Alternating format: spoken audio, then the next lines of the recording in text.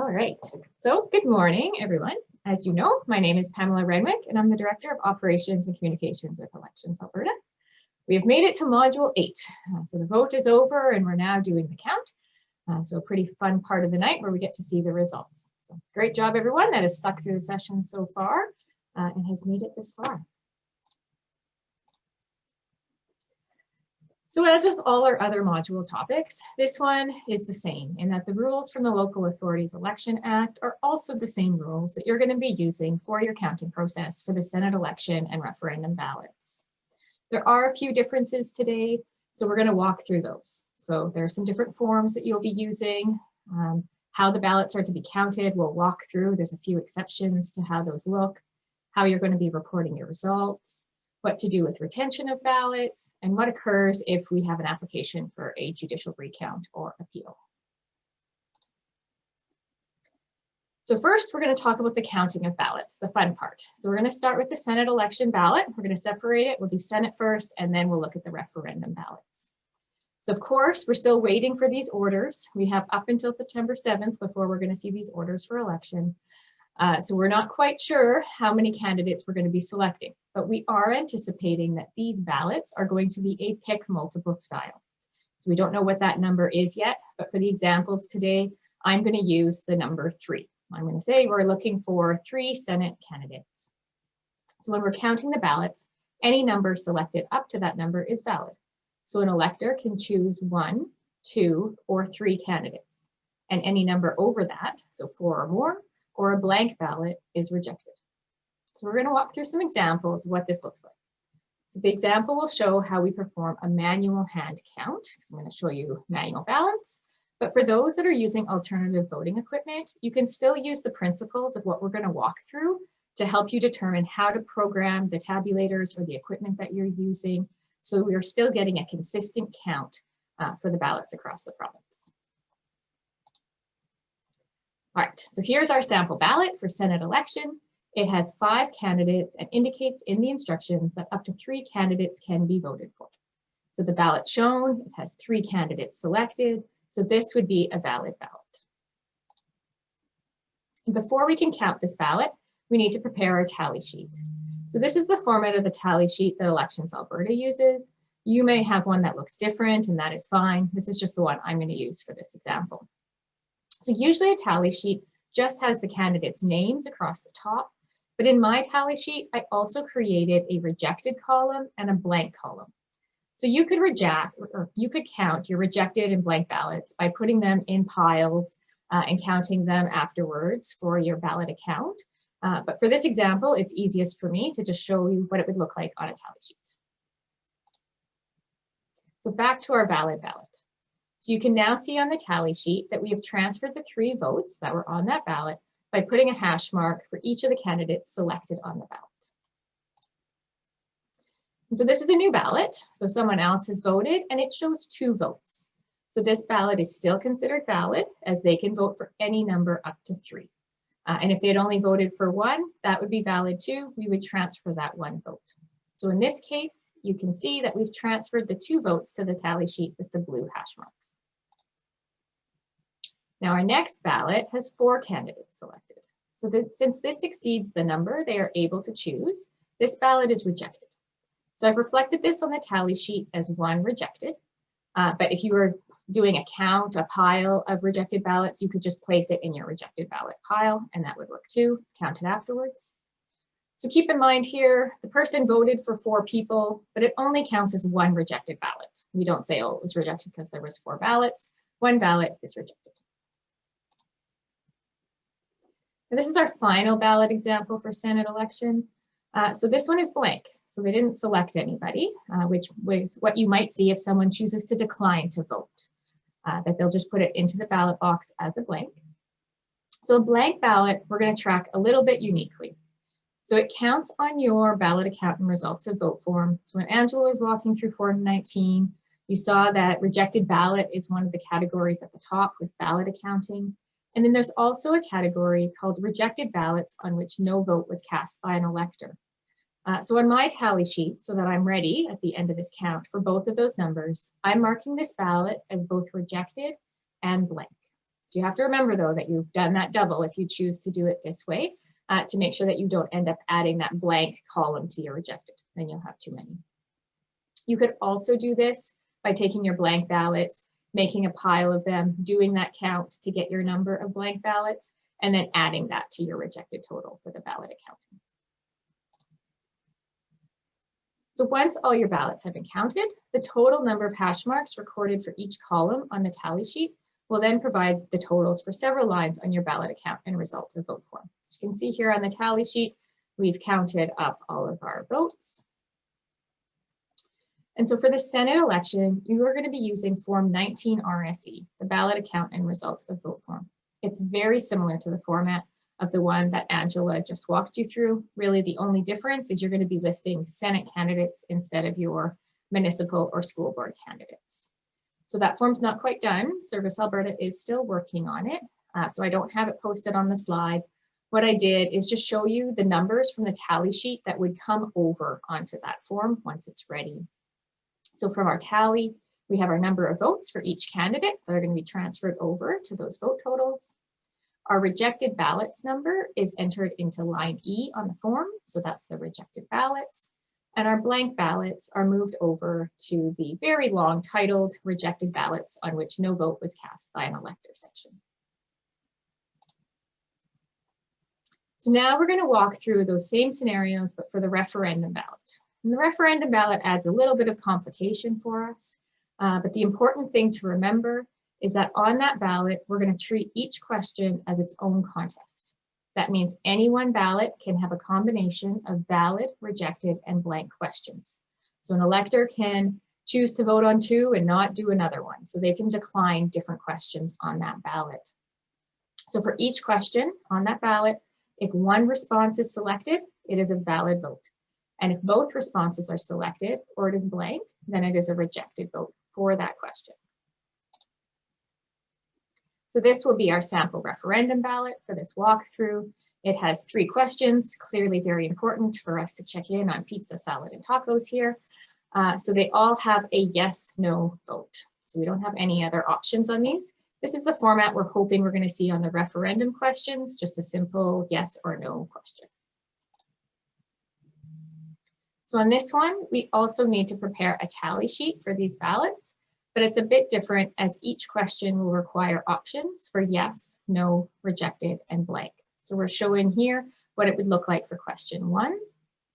So while on the Senate election tally sheet, I indicated that you could manage your rejected and blank ballots by creating piles that you count at the end of the count, that you count after you've done all your valid votes. In the referendum ballot, since any one ballot could fit into multiple categories, it's not very easy to start attributing them to different piles. That will likely get confusing. So I think the easiest way for you to do this count is to include it all on the tally sheet. So as you can see here, our tally sheet has expanded to include the 4 options for each of the 3 questions on the ballot. And to make room, we shrunk the ballot. We're just showing the votes in this case, but it's the same 3 questions. So this first ballot we're looking at has 1 selection for each question. So each question has a valid vote. So those votes are transferred to the tally sheet, 1 hash mark for each question. Our next ballot has a single response to question 1 and question 2. So we can see those blue hash marks were added to the yes columns on the tally sheet for those 2 questions. But the third question is blank. And so as with the Senate ballot, when we see a blank question, we add a mark to both the rejected and the blank columns. So we have our totals for those 2 different sections of Form 19 RSE when we're done. So our next ballot shows 2 votes in question 1. So in this case, question 1 is rejected, and that is noted on the tally sheet. You can see the red hash mark under rejected. But question 2 and 3 are marked with 1 vote each, so those are valid votes. So those have been moved over with the blue hash marks under question 2 and 3. And then when we're done, as with the Senate election ballot, we total up those hash marks at the bottom of the tally sheet. So we're ready to transfer the numbers to Form 19 RSE. So we can see all our tallies are done. And so because each referendum question on the ballot is treated as its own contest, the traditional format of the ballot account and result of vote form does not work. And what you see in the regulation, if you're trying to develop your own out of there, it's not going to make a lot of sense or transfer over well to these types of questions. So we have created an alternate version of the form. And this is what is on the slide in front of you. You were included a version of this form in your package, and it's also on our website if you want to take a look and get used to how this one is a little bit different.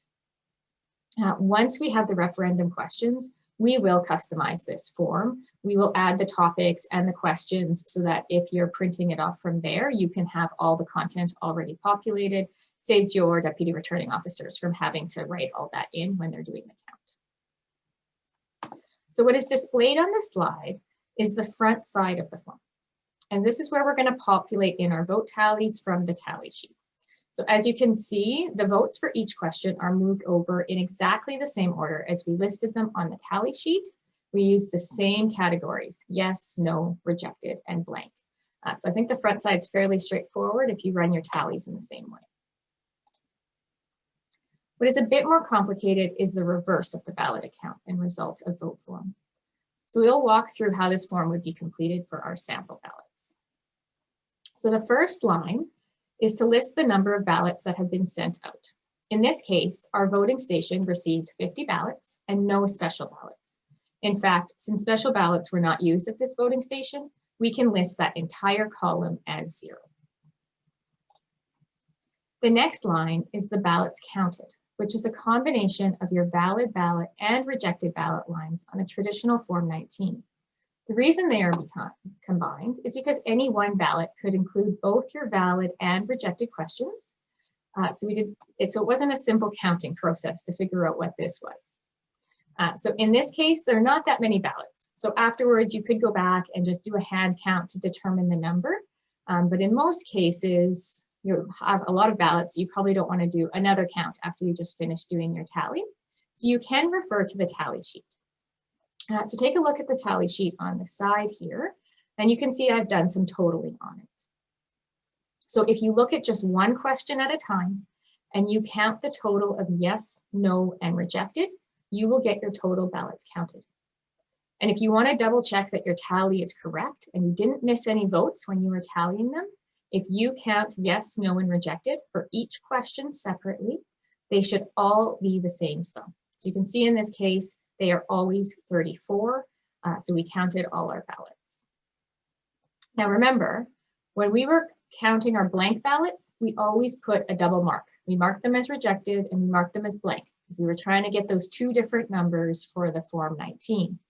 So remember that. That's why I haven't counted them here. They are not part of that count. They will throw your count off if you include them when you're counting these three numbers to get your total ballots counted. So on our form, we have populated 34 as the total ballots counted. Now our remaining lines are the same as in your other Form 19. How many spoiled ballots do you have? How many unused ballots remain? And are any ballots not accounted for? Rows C through 9 are then summed, and we ensure that the total listed from K and L equals our total ballots issued from A and B. And we also have a location at the bottom to record the number of ballots objected to. So if you recall from a traditional ballot account, there's usually a spot in the section for the blank ballots, but since we capture that on the first page for each question, it is not repeated here. So I realize this looks a little bit different than the other forms that you're used to or that you've just been taught by Angela. But once you work with it, you'll see that all of the same categories are there. You're still capturing the same information. It's just packaged a little bit differently. So in our ballot accounting, we didn't have any objected ballots, but it is possible that you do. And there's a form that is provided for them to be tracked. And this is Form 18RSE, and it is to be used for any objections to the Senate election or referendum ballots. Now, only a scrutineer that has been appointed as a scrutineer for the Senate election or referendum can make an objection during the counts. So you may have scrutineers that are there observing your municipal election, but they are not scrutineers for the Senate election or referendum unless they've been appointed as such. So keep that in mind if you're receiving objections. Keep in mind as well, this form is specific to Senate and referendum only. So you use this form for those votes. You'll continue to use Form 18 for objections during your municipal count. Once the count is completed and the results have been reported to the returning officer, the municipality may publish the results for Senate election and referendum, but it is optional, entirely up to the municipality to determine if you wish to do this. In the days following the vote, the returning officer must collect all of the ballot boxes and the ballot account and results of vote forms, and the returning officer is responsible for compiling the municipality's results. Only one set of numbers is reported to Elections Alberta for the municipality, and we are asking that these results are reported by October 25th, but we would appreciate entering that information earlier as soon as you have it ready, because we'll be doing some phone calls to make sure we get everything in. So the more that's in, the less we have to call around for, and that would be fantastic. All reporting is going to be completed in the elections database, and instructions for how to report will be included in Module 10 when you get your EDB training. We'll also post a how-to video on our website. And so what it's essentially going to look like, you'll have two screens, very similar to how you would report for municipal elections. And so there's one screen for reporting your Senate election results, one screen for your referendum vote. Please keep in mind the data entry must be completed by the returning officer, as they are the only person with the authority to actually verify those results and report them to us. Once the results are entered, a statement of official results will be generated by us for every municipality. And so returning officers may also choose to generate these for their records. And this is the format the document will look like. So for the Senate election, to populate this form, the numbers that we're going to be looking for is the number of votes for each candidate, the number of rejected ballots, and the number of blank ballots. For the referendum, to populate its statement of official results, again, looks a little bit different. It's more similar to the new ballot account for referendum.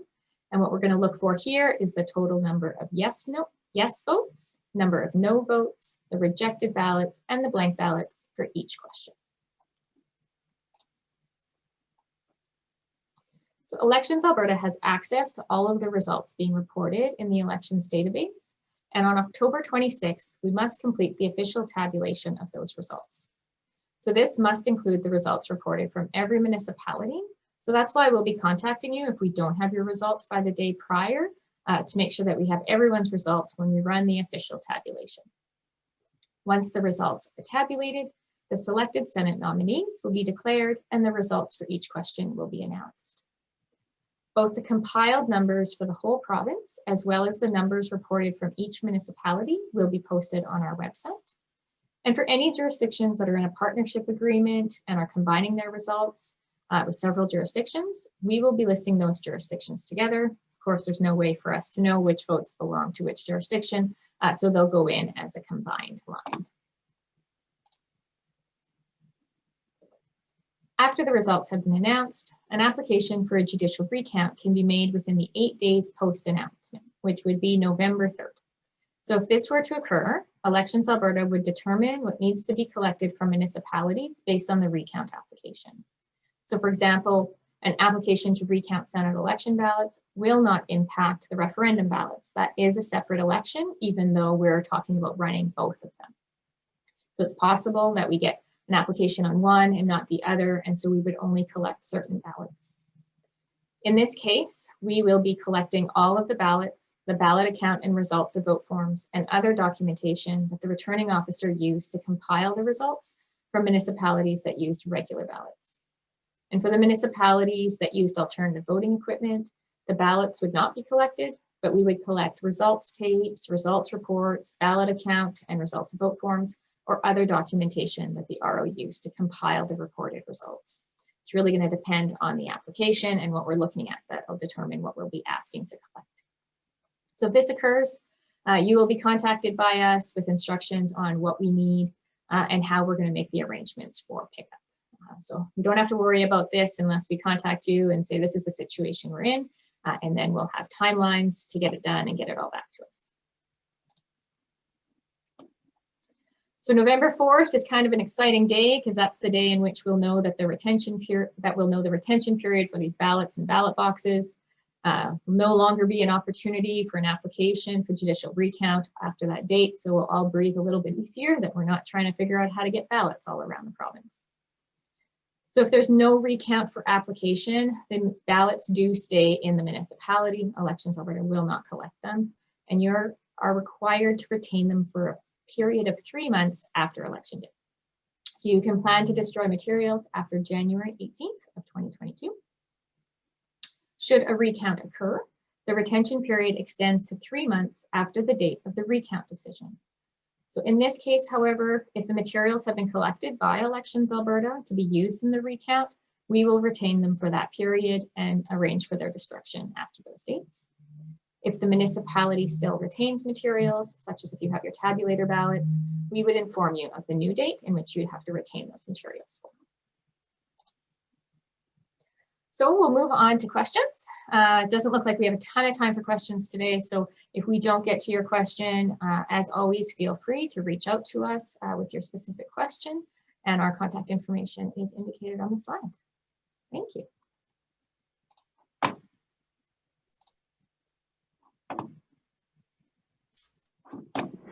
Thanks, Pamela. Are you good with addressing a few of the questions that just came in on your part of the presentation? Sure, I just got to find where to start. I can go backwards. I'll go backwards maybe. Yeah. Do all Senate and referendum documents get sealed in the ballot boxes, or is it like the local election where some is kept separate?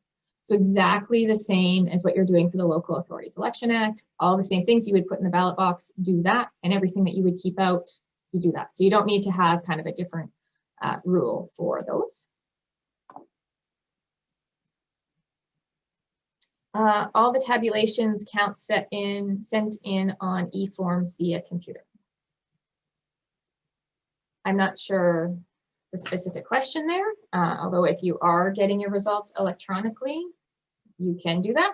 I would assume you still need to do some ballot accounting in your poll or in your voting locations to make sure that your ballot's issued balance, but I'll leave that to your procedures and your bylaws on how you're using your alternative voting equipment. Angela, do you have comments on the use of that? No, I don't. I'd have to look. I thought there was something regarding that being hooked into a computer network, but we can get back to. We can look into that one a little bit more on our end. What is the reasoning for recording blank votes in the rejected column and the blank column? Seems redundant and could possibly cause errors in counting. So the blank ballots for me made sense to count because we need that number on the ballot accounting form, but a blank ballot is also a rejected ballot for your purpose of ballot accounting, figuring out how many ballots were issued, how many are valid, rejected, spoiled, to make sure that you balance at the end of the night.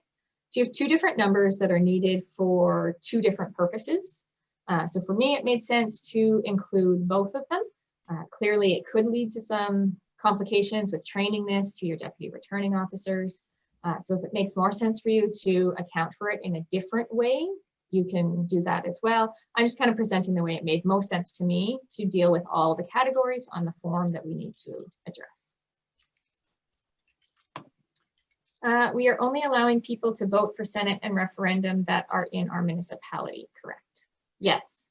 So the eligibility to vote for Senate and referendum are the same eligibility for voting in your municipal election. So they do need to be a resident of your municipality to be eligible to vote there. Who can register as a referendum scrutineer? That is a great question. At the moment, I don't think anybody can unless we get a legal opinion from someone in which someone can. So usually you need a political participant, such as a candidate, to be able to complete the appointment of scrutineer. In this case, a referendum, there are no political participants identified in the legislation. So I don't see how a scrutineer could be appointed. If we find out differently at any point in time, we will let everyone know. But right now we are not anticipating scrutineers for referendum. Is the number of objected ballots on Form 19 RSE, bottom of page 2, and the ones objected to during the vote, or the valid ballots objected to during the count process? Sorry, I have to read this again. Is the number of objected ballots on form the ones objected to during the vote? These would be the ones objected to during the count process. For electors that were objected to during the vote, honestly, it looks like we probably missed that section, so we could add it to the form so that you have place to put both. Sorry about that, we will fix that. Confused. Don't we add the rejected from all 3 questions? I'm assuming you're talking about when we were determining how many ballots we counted. I'm just guessing here. So when you're figuring out how many ballots you counted, you can only look at one question at a time to count the yes, no, and rejected. That will give you your total number of ballots counted. If you add multiple question numbers together, then you would end up with a higher number than the number of ballots that you counted. So you should be able to take any question and figure out the number of ballots you counted, because for every response on that question, it was either a yes, a no, or a rejected. There's no other options for how you could have marked that ballot. Now we're on to a tie vote. So I think those ones going up are yours, Angela. Okay, and Sue had clarified how do voting numbers results get sent to you? So I believe through the elections database, everything is going to be uploaded on for municipalities as well, including the Senate and referendum, right? That's how, yeah. So how we receive the results is separate from how the municipality, you're going to get real results from your voting locations, however you have that planned, whether or not, they're bringing the forms back or you have electronic methods. And it's only 7 days later that you're sending your results into Elections Alberta, hopefully before that last 7th day. And you're going to use the elections database to do that. So you'll get that training during module 10. You'll see exactly how to enter all those numbers in.